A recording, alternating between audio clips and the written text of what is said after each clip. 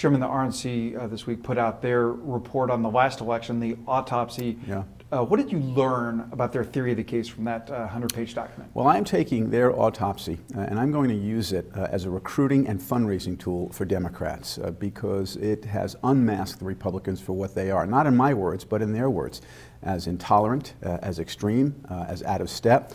And so we're going to take that document and send it to our potential recruits all across the country and use it as a fundraising tool. The Republicans have admitted, confessed to their own sense of intolerance and extremism, and we are the solutions-based alternative to that extremism. Well, what they say in there is that that's how they were perceived, and they're laying out a course to try to rid themselves of that.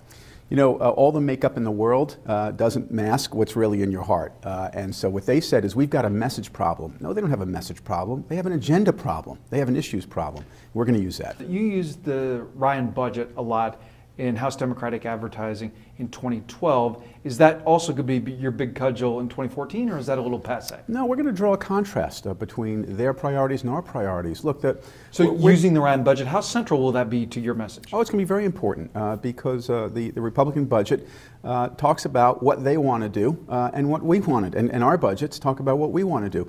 Look, we want a solutions-based budget that's talks about three things. Number one, there's got to be a balanced approach because we've got to reduce debt. Number two, it's got to be fair to the middle class because the middle class still struggles. And number three, it's got to make the right investments and the right priorities. To get to those three things, you need one thing: compromise. That's what we're going to run on: getting it done, solutions, compromise, versus an ideological and extreme budget that kind of doubled down on the priorities that they've had over the past several years.